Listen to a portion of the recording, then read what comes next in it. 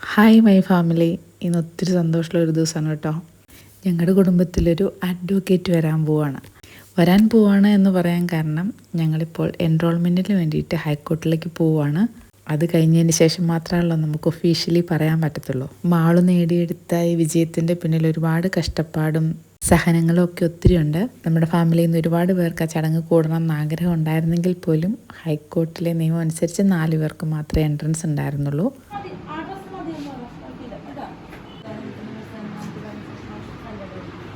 സർവീസിനായ ഞങ്ങളുടെ പിതാവേ, അങ്ങയുടെ നാം പൂജിതമാകണമേ, അങ്ങയുടെ രാജ്യം വരണമേ, അങ്ങയുടെ തിരുമനസ്സറിഞ്ഞ മറിയമേ സ്വസ്തി, കർത്താവ് അങ്ങയുടെ കൂടെ സ്ത്രീകളിൽ അങ്ങ് അനുഗ്രഹിക്കപ്പെട്ടവളാകുന്നു. അങ്ങയുടെ ഉദരത്തിൽ ഫലമായി ഈശോ അനുഗ്രഹിക്കപ്പെട്ടവനാകുന്നു.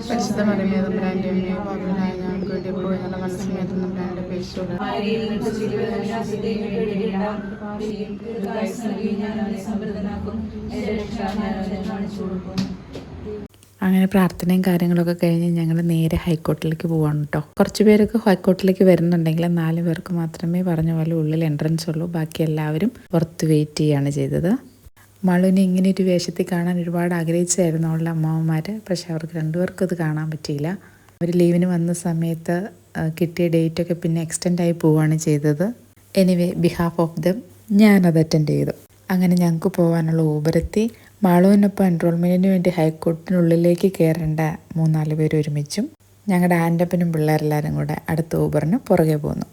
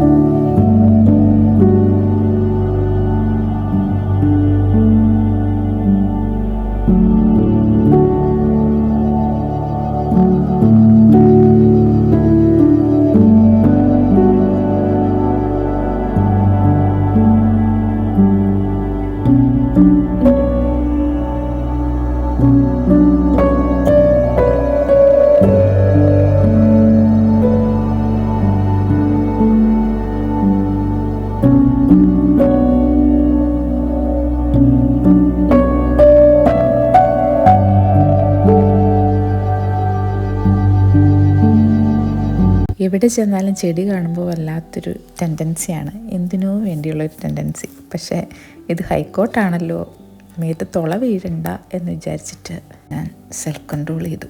ഫസ്റ്റ് ബാച്ചിൽ എൻറോൾ ചെയ്യാനായിട്ട് 252-53 പേരെങ്ങാനുണ്ടായിരുന്നു. നെക്സ്റ്റ് ബാച്ചിലും 258-60 അങ്ങനെ അത്രയും പേരെങ്ങാനുണ്ടായിരുന്നു. ഇത്രയും പേരുടെ 3 അല്ലെങ്കിൽ 4 പേരെ വെച്ച് ഫാമിലി മെമ്പേഴ്സിനെ കൗണ്ട് ചെയ്യുമ്പോൾ തന്നെ അത്യാവശ്യം നല്ല റഷായിരുന്നു, നല്ല തിരക്കുണ്ടായിരുന്നു. അതിനകത്തൊന്ന് കയറി പറ്റാനായിട്ട്. കാരണം എല്ലാവർക്കും അവനവൻ്റെ പിള്ളേർ ഓത്തി ചെല്ലുന്നത് ഇങ്ങനെ നോക്കി നിൽക്കാനും അടുത്തിരുന്ന് കാണാനും വലിയ ആഗ്രഹമായിരിക്കുമല്ലോ. അപ്പോൾ ഭയങ്കര ഇടിയായിരുന്നു. ഹൈക്കോർട്ട് അതൊന്നും പറഞ്ഞിട്ട് കാര്യമില്ല, അതിനു വേണ്ടി നല്ല ഇടിയായിരുന്നു. പക്ഷേ ഞങ്ങൾക്ക് എന്തായാലും ഒരു മൂലയിൽ കിട്ടി, ഇരിക്കാനൊന്നും പറ്റിയില്ല. എന്നാലും സാരമില്ല, നമുക്ക് കാണാൻ പറ്റും.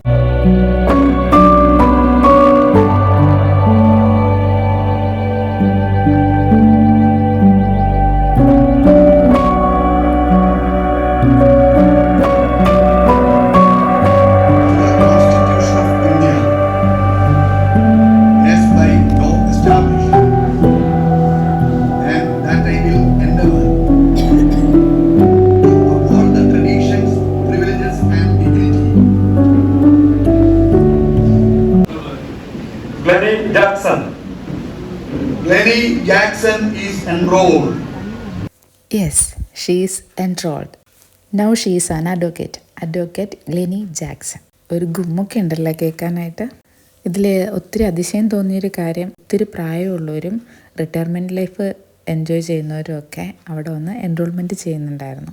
എന്താല്ലേ ഈ പ്രായത്തിലൊക്കെ പഠിക്കുക, ഇത്രയും ക്ഷമയോടുകൂടി എത്ര വർഷത്തെ കാത്തിരിപ്പായിരിക്കും ഇതൊക്കെ. കുഞ്ഞേച്ചിയുടെ ലൈഫിലെ ഒരു പ്രൗഡ് മൊമെൻ്റ് ആയിരിക്കും ഇതെന്ന് ഞാൻ വിചാരിക്കുന്നു. മാളുവിൻ്റെ ലൈഫിലെ ഏറ്റവും ഇമ്പോർട്ടൻ്റ് ആയിട്ടുള്ള ഒരു കാര്യത്തിന് അത്രയും സപ്പോർട്ട് ചെയ്തു തന്ന കുഞ്ഞേച്ചിക്ക് അഭിമാനിക്കാൻ പറ്റുന്ന ഒരു സമയമാണിത്. കുഞ്ഞേച്ചിയുടെ ലൈഫിലെ ഏറ്റവും ഒരു പ്രൗഡ് മൊമെൻ്റ് ആയിരിക്കും എന്ന് ഞാൻ കരുതുന്നു. അങ്ങനെ ഓത്തെടുക്കുന്നതൊക്കെ കണ്ട് സർട്ടിഫിക്കറ്റൊക്കെ വാങ്ങി അവിടുന്ന് ഞങ്ങൾ ഇറങ്ങി. പിന്നെ ഒരു ചടങ്ങുണ്ടല്ലോ ഹൈക്കോർട്ടിൻ്റെ ഫ്രണ്ടിൽ വെച്ച് കുറച്ച് ഫോട്ടോസ് എടുക്കുക എന്നുള്ളത്. അങ്ങനെ അവിടെ ചെന്നപ്പോൾ ഭയങ്കര റഷായിരുന്നു. എങ്ങനെയൊക്കെയോ 1-2 ഫോട്ടോസൊക്കെ എടുത്ത് നേരെ പോഞ്ഞിക്കര കുസീഞ്ഞയിലോട്ട് ഫുഡ് കഴിക്കാനായിട്ട് പോയി. രാവിലെ ഒരു കട്ടൻ ചായ കുടിച്ചിറങ്ങിയത് കൊണ്ട് എല്ലാവർക്കും നല്ല വിശപ്പുണ്ടായിരുന്നു. നല്ലൊരു സീ ഫുഡ് മീലൊക്കെ കഴിച്ച് ഫുഡ് കുഴപ്പമില്ലായിരുന്നു എന്ന് പറയാം. ഒരു ആവറേജ് ഫുഡ്, നോട്ട് അടിപൊളി. എന്തായാലും ഇന്നത്തെ ദിവസം എല്ലാവർക്കും നല്ല ഹാപ്പിയായിരുന്നു, എൻജോയും ചെയ്തു. ഇതാണ് കേട്ടോ മാളുവിൻ്റെ ഫ്രണ്ട് അഡ്വക്കേറ്റ് എബിൻ സെബാസ്റ്റ്യൻ, ഞങ്ങളുടെ ക്യാമറമാൻ.